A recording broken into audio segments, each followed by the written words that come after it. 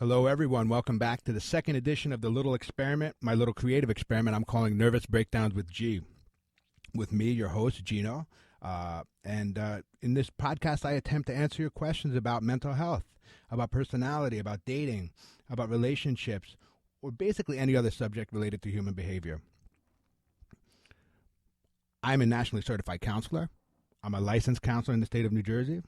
I have master's degrees in clinical and counseling psychology, and I have over 10 years of clinical experience in treating mental health. Now, I don't claim to be an expert on all of the areas that we're going to cover in this podcast, but I am pretty decent at doing some research and explaining things in a way that I think makes sense for the lay person. So that's really my goal. My goal is to learn along with you as I answer these questions. My goal is to try to disseminate this information in a way that might make sense to the person asking it, and just to kind of have some fun as we go along. Now, because of the nature of this show, I do rely on people asking questions. I need some subject matter. So if you have questions, please reach out to me. I'm at Twitter, at BreakdownsWithG. I have a Tumblr page, breakdownswithg.tumblr.com. I have a YouTube channel, also BreakdownsWithG. You can subscribe to me at iTunes. You can subscribe at StitcherRadio.com. Also, I got in a little bit of trouble with a buddy of mine who is very internet savvy. In my last podcast, I used a Hotmail address, and he told me that was very nerdy. So I now have a Gmail account, breakdownswithg@gmail. So email me, tweet me, all these internet stuff, and definitely reach out to me if you have some questions. I'm happy to try to get to them and answer them. For today, we're going to tackle the question of enabling. In my first show, I mentioned that I went to some of my Facebook friends and asked if they had any questions about mental health, and I got an amazing response. I got really a wide range of questions. In the first episode, I went with a lighter topic. I went with a dating question. But in my responses, I got a very significant and important mental health questions as well. And I wanted to tackle one of those today. Now, let me preface this by saying the following. My podcast is not counseling. This is a research show, basically, a show where I take a question, I learn about it myself, and I try to give some information that might be helpful in your decision making. The topics that we cover sometimes are going to be pretty complex. They're going to be pretty unique to your own situation. So if you're looking for answers to a specific personal situation, I encourage you to find a counselor, to work through it with them, and to get some professional help. As we go through this, I am going to be giving you some resources. For example, if you have a family member with an addiction problem, you can go to Al-Anon, or they have a website, www.al-anon.alateen.org, or you can contact the Substance Abuse and Mental Health Services Administration at samsha.gov, or the toll-free number is 800-662-HELP. These are great resources, and they will help you find a counselor in your area that can help you with any specific questions you have. Again, just a disclaimer, if you have a specific problem, please seek help with it.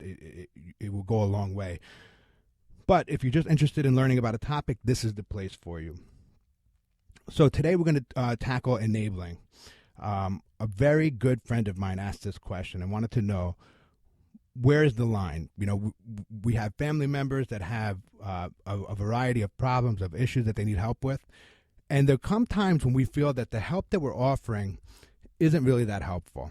That there are times when we help people in such a way where it almost feels like we're allowing them to keep doing the problem behaviors, to keep engaging their addiction or whatever it might be. And so this person wanted to know, how do you know the difference? How do you know when you're helping, and how do you know when you're enabling? And it's a tricky question, because I don't think that there's a definite line in the sand. I think that you have to look at all the information and try to figure it out in a way that's thoughtful and that makes sense.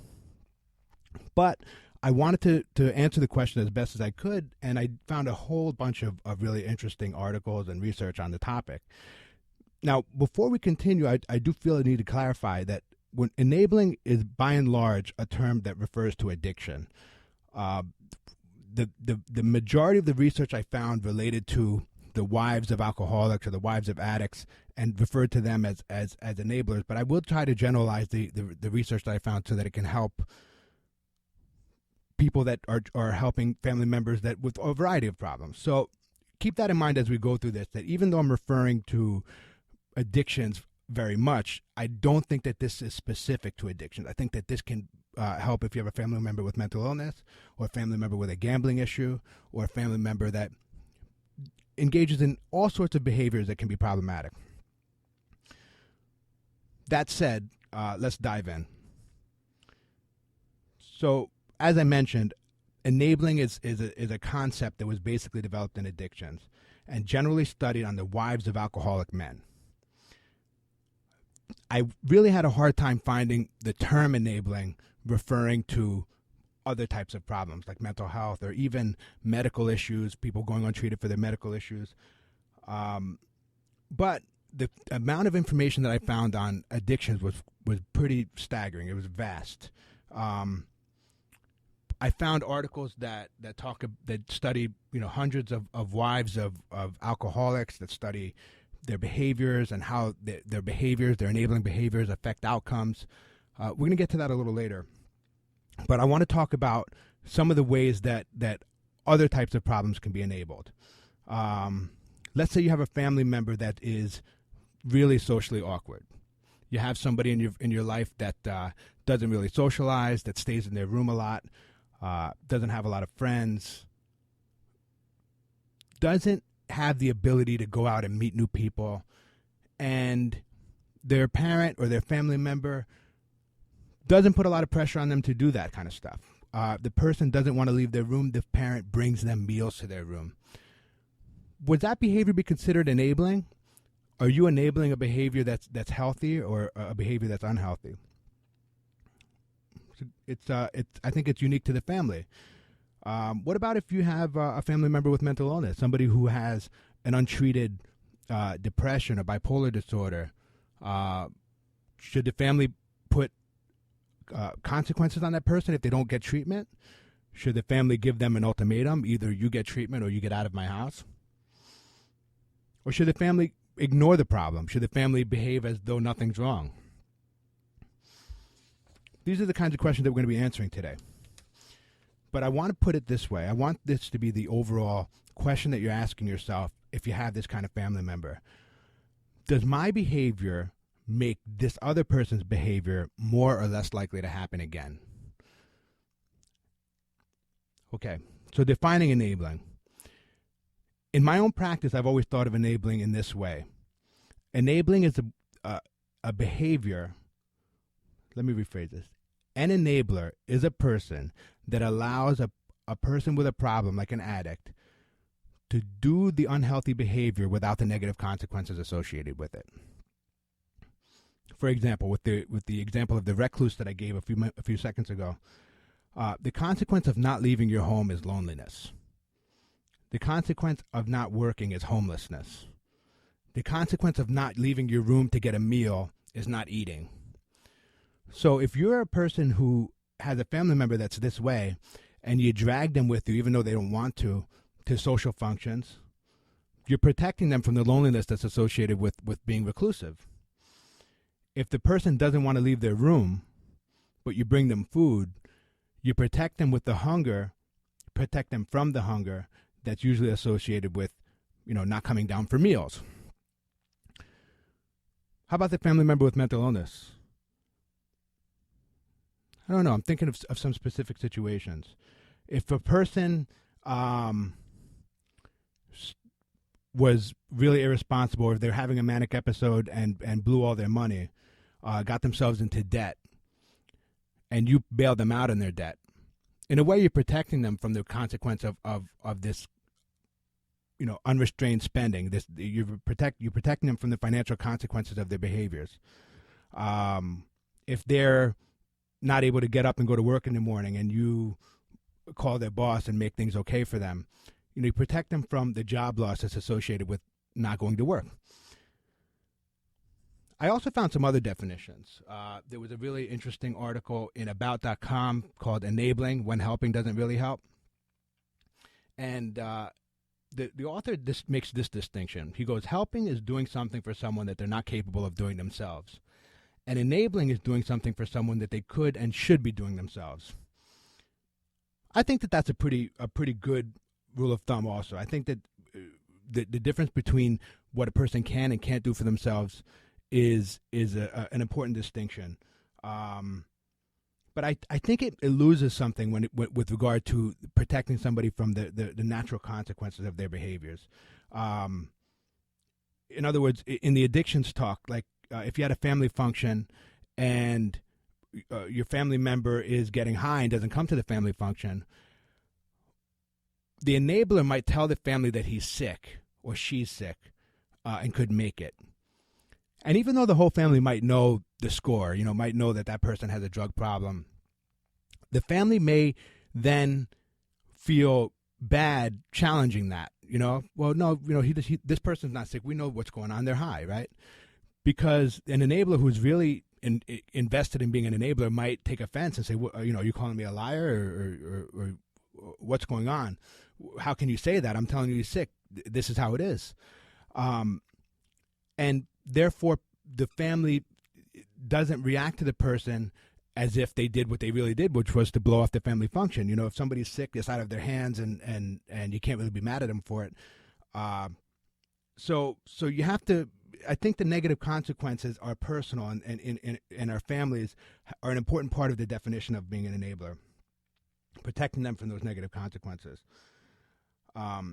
Also, there's a whole school of thought in terms of therapy called motivational interviewing, and this was developed in the I believe the late 70s or early 80s to deal with addictive behavior. And one of the beliefs in there is that people have to progress through a series of stages in order to get to a point where they can change. The first stage is called pre-contemplation, and that's the stage where the person doesn't even realize that they have a problem. When you enable somebody, it makes it really hard for them to get out of that stage. They're not having problems associated with the behavior. If they're an addict and you protect them from the consequences of using drugs, they'll never have the opportunity to say, oh, look, my drug use has caused me these problems in life. I lost my job, or my family has abandoned me, or the person can never have something to kind of grab onto and realize that the drug use is a problem. I found another article in Psychology Today. The title of the article is, Are You Empowering or Enabling? And this article is very consistent with some of the things I've been talking about, but what it does is it offers a lot of questions that can help you identify the difference between the enabling behavior and the helping behavior. Some of the questions include, do you often ignore unacceptable behavior? Do you consistently put your own needs and desires aside in order to help someone else? Do you ever feel fearful that not doing something will cause a blow-up, make the person leave you, or even result in violence? Do you ever lie to cover up for someone else's mistakes? Finally, do you ever continue to offer help even when it's never appreciated or acknowledged? These are very consistent with what I've been talking about in terms of protecting people from their negative consequences, for just kind of helping somebody even when everything in you tells you that you shouldn't be doing it. So we have lots of evidence that enabling behaviors, if you're doing it, actually prevents people from moving forward. There's article upon article where the outcomes of treatment for people with addictions is worse when they have an enabler in their house. Somebody who is an alcoholic tends not to get well as quickly as somebody or as another alcoholic who has no enabler. In other words, if I can rephrase that, an alcoholic with an enabler tends to stay an alcoholic longer than an alcoholic who has to bear the brunt of their behaviors. There were several interesting articles about the qualities of enablers. For example, one study looked at people who had a parent that was an alcoholic, and they had the research subjects, these people whose parents are alcoholics, engage with interviewers, and some of the interviewers were nurturing, and some of the interviewers were exploitative. They were kind of mean and rude to them. And a person whose parent is not an alcoholic actually would rate the person that was nurturing as nicer and more kind, and the person who was exploitative, that was nasty to them, as less favorable. They didn't like that person. The opposite was true when you have a parent that's an alcoholic. If you had a parent that was an alcoholic, you tended to prefer the nasty, rude person. A person that does that is highly likely to first of all, date or be in a relationship with somebody who is an alcoholic, and furthermore, to become an enabler themselves. In 1980, a researcher named Wiseman came up with a theory about how people develop their enabling behaviors. He says that these enabling wives have a very predictable kind of path towards enabling. It consists of basically 3 steps. This first step is what he would call logical persuasion. The wives would nag their husbands to change their behaviors, would plead with them on an emotional level. Please, you're hurting me. Can you please stop this? Would threaten to leave. And this ploy would inevitably fail. These wives would do these things. They would try to engage the husbands directly, and the behaviors would continue. The researcher says that the next step is the wives start to try to manipulate things behind the scenes. They try to focus on family activities where the problem behavior is impossible. So, for example, if the husband's an alcoholic, they would try to go to family events where there's no alcohol, or they would ignore their behavior altogether, or sometimes even try to pick up and engage in the behavior with the husband.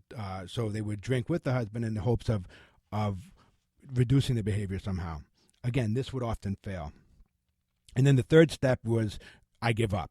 My hands are, I don't know what to do, and I either need to get professional help or just live with this. The researchers found that when the wives were engaged in the first stage of this, in the logical part of it, they did much better in terms of helping their spouse get better. So what other reasons do people enable? Some of them are pretty straightforward and logical. I mean, if you have a husband that you rely on to bring in income, you're not going to say, hey, you need to either get out of this house or stop drinking, because that means you're homeless too. You rely on them for some very concrete reasons. Maybe you don't want to be alone. Maybe you're afraid that person will become violent with you. Maybe we also have our own personality stuff. Maybe we're terrified of being alone and don't feel like we can follow through with some kind of threat this way. So at this point, I think we've done a fair job of establishing that enabling behavior is almost universally unhealthy. It's a behavior that actually doesn't change the behavior patterns of the person you're trying to help. And furthermore, it doesn't really create good feelings for the person that's doing the enabling. That person feels out of control. They feel helpless, and they feel like nothing that they do is going to work in terms of changing the other person's behavior. Now, I feel at this point we come again to where I need to make this disclaimer. If you have a tough situation in your life that you feel like you need help for, please reach out to a professional and get some help. This podcast does not constitute therapy or a substitute for having somebody really sit with you and work through your own specific problems together. And I mentioned those resources at the beginning of the podcast, but I think that the samhsa.gov, samsha.gov website is one of the best ones. And you can also reach out through a hotline at 800-662-HELP. But at this point, we're going to start to look at our goals. When you have a family member that is having a problem, alcohol, mental health, you name it, behavioral, whatever it might be, I think you really have to examine your own goal. Is your goal to change that person's behavior?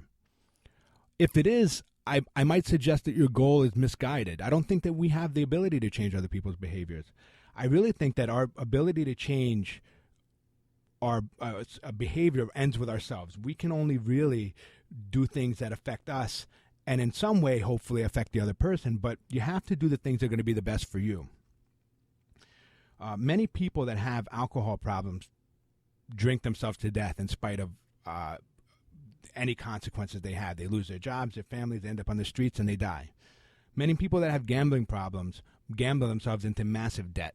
They get in trouble. They end up breaking laws, doing criminal activity to support their gambling. There's a definite limit to where the family members can affect change. So, is your goal to stop participating in that person's behavior? That's much better. Focus the energy on the things you can control, on your own behavior, on the things that you will and you won't accept. So I think this is kind of relates to one of the things I talked about in my dating podcast. I really feel like it's so important to set limits in our lives. We really have the ability to tell people, to teach them, whenever we interact with them, the things that we will and we won't accept. Now, it's important to realize that when we're trying to teach somebody about what we will and we won't accept, our words are almost meaningless. No, our words are meaningless. I'm just going to go ahead and say it. Our behaviors are what really teach the lesson. And if we can do another one of my little thought experiments, I'd like you to imagine for a second that I'm holding $5 in my hand, and you need $5. So you approach me and you say, "Hey, G, can I get $5?" Now, as I'm handing you the $5, I'm physically putting the $5 in your hands. I'm telling you, no, I can't afford to give you $5. I cannot give you $5, and I'm really mad at you for asking me. Mind you, as I'm saying these things, I am actually physically putting the money in your hand. And you walk away with $5. If you were the type of person that needed $5 again in the future, would I be the person that you would ask? Many people would say, no, I would feel guilty. But there are some people who might feel guilty but might ask me anyway. Once again, my behavior is what taught you the lesson. I've taught you that if you need $5, I'm the guy you ask. We so often do this in our lives. When we have people around us that behave in a way that makes us unhappy, we tell them this is unacceptable. It is unacceptable when you miss family functions because of your problem behavior, when you drink too much and don't go to work the next day and I have to call in sick for you. This is unacceptable. But yet with our behavior, we demonstrate that it is acceptable because we accept it. We accept it, we nag, we bitch about it, we complain. But yet we do the enabling. We call in sick for the person, or we make the excuse. And the only way to really show that person that their behavior is unacceptable is not to accept it. So, you missed a family function because you got too wasted? Guess what? When people ask me where you were, I'm going to tell them you were wasted.